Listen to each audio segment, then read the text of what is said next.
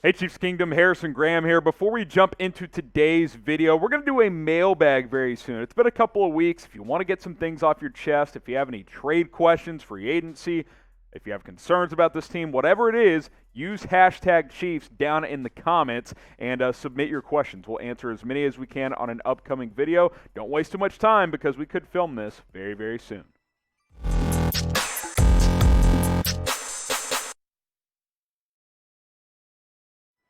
You're watching the Chiefs Report, and it is Overreaction Monday in the NFL, and there's been a lot of overreactions coming out of that Sunday night thriller between Kansas City and Baltimore. Seen a lot of chatter from Chiefs Kingdom and from national media members as well, so let's go ahead and jump on into them. 5 overreactions here on a Monday afternoon. Number 1, fire Steve Spagnuolo. Let's take a breath here. I get it. The defense through 2 games has not been very good. The week 1, you were down 3 starters, Willie Gay, Tyrann Mathieu, Frank Clark, and you made a big play late against a good Cleveland Browns team. But week 2, you get Honey Badger back, and by the way, he forces 2 turnovers, gets 2 interceptions, including a pick 6, but otherwise, you got trucked. 481 yards allowed by Baltimore, 230 passing, 251 rushing, over 7 yards per play for that Ravens offense, and he didn't really make any adjustments. So I understand the frustration. I also believe that Spags, between 2018 through last season, made this a laughingstock of a defense to top half in the NFL. Now, through 2 games, this is starting to look like 2018 again. But I will say that I think that he's earned the opportunity to try and clean this up. You're not going to fire Steve Spagnuolo after 2 games. I'm a little worried, but I'm not going to fire him 2 games into the season. How confident are you in the defense as we sit right now? Scale of 1 to 10. 1 being not at all, 10 being you are very confident. I'm at like a 4. I'm not going to type 1. I'm not in full panic mode, but I'm not at an 8 or a 9. The last couple of years, I've been at like a 7 or 8 with this defense. This defense has played pretty darn well. I'm at like a 4. This defense needs to improve. It needs to improve quickly. I think it will, but that was a really bad showing on Sunday Night Football. And Chris Jones playing him at edge rusher against a zone read concept offense might have been a bad idea. So I'll type my 4. Get your answers in down in the comments. Clyde Edwards-Helaire, was he a bad draft pick by the Chiefs last year in the first round? This one I am more conflicted on because had a brutal fumble last night, which I don't want to overreact to that, but you kind of think, okay, how has Clyde been since he's been the starter last year? In 15 games, this is what he's done. 208 carries, 892 yards, and 4 touchdowns. Did that include the stats through 2 games this year, Jack? It did. That's not great. It's not horrible by any means, but the more you kind of think about it, and we'll talk about this for a little bit longer, is first-round pick on a running back for this team was probably a bad decision. And I know Brett Veach, I'm a huge defender of his. He's had some good and bad moments in the draft, though. Let's be completely honest on that one. It's early. Maybe this changes, but you probably shouldn't have drafted a running back in the first round if you're a Chiefs offense that can kind of just plug and play there, unless he's going to be like Christian McCaffrey, which he has not been that. So was it a bad pick? Yeah, it might have been. It might have been a bad pick. Hopefully he ends up playing better and turns into a baller. He hasn't been a bad player, but he certainly hasn't been worth a first-round pick.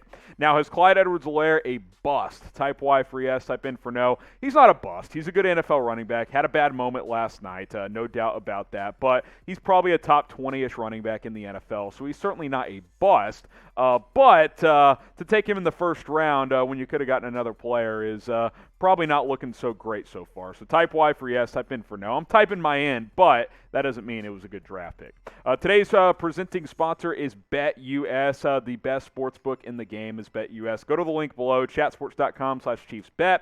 Plug in that promo code Chiefs125 to get a 125% deposit bonus. If you deposit $100, you'll get that $125 for free. So for you new BetUS customers, the clock is ticking on our jersey giveaway deal. You have until midnight tonight here on Monday. So if you're watching on Tuesday or Wednesday, you've already missed the boat.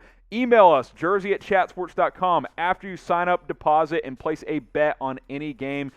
put down the $100. You get the $125 for free. Just go lay $5 on Monday Night Football tonight for the Packers or the Lions against the spread.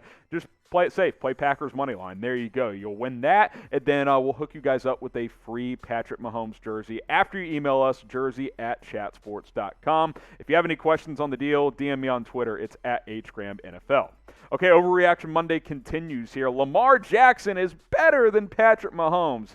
This is a joke. Like, no one actually believes this. Like, I am talking myself into saying that Colin Cowherd was being sarcastic, but he tweeted last night, Lamar, king of the AFC quarterbacks. This ain't it, dude. I think there's sarcasm here, but Cowherd does love Lamar Jackson, and he liked Josh Allen better than Patrick Mahomes last year, which that was a joke too. Come on, man. Like, no one believes this. If you privately polled all 32 NFL GMs, they're all taking Patrick Mahomes over Lamar Jackson. Even the Ravens GM will do that. He will never say it publicly, but I guarantee you, if he could make that trade straight up, he would make it tomorrow because Mahomes just has more ability as a passer, and over time, the mobility is going to slow down for Lamar. Now, I'll give him credit. He bounced back last night after 2 early interceptions early in this game. This stat doesn't even include the rushing. He was good. He was really good. Mahomes threw for 343 and 3 scores in this game. It's not like he played bad at all. You could argue he actually played more consistent throughout this game. Obviously, Lamar got the last laugh finally, which, by the way, he had never beaten Mahomes before this game. But let's be real. No one thinks Lamar Jackson is better than Patrick Mahomes. That is just an inaccurate statement if anyone out there actually thinks that. Who is better? Type PM for Patrick Mahomes. Type LJ for Lamar Jackson. If you're typing LJ, you're clearly a Ravens fan. So get your votes in down in the comments, PM or LJ. While you're doing that, make sure to hit that subscribe button. We'll continue to plug out videos every single day here on the channel. It's youtube.com/ChiefsTV. Crossed 20,000 subs recently, trying to keep the momentum train rolling toward 21K. So subscribe. We'll keep you guys up to date. And remember, we've got that mailbag, so use #Chiefs to get your questions on our next show. Couple more here. Travis Kelce, he's the best tight end ever. He might be on his way. I mean, he's doing stuff that no one's ever done. I don't think it would be far-fetched to say he's the best receiving tight end ever.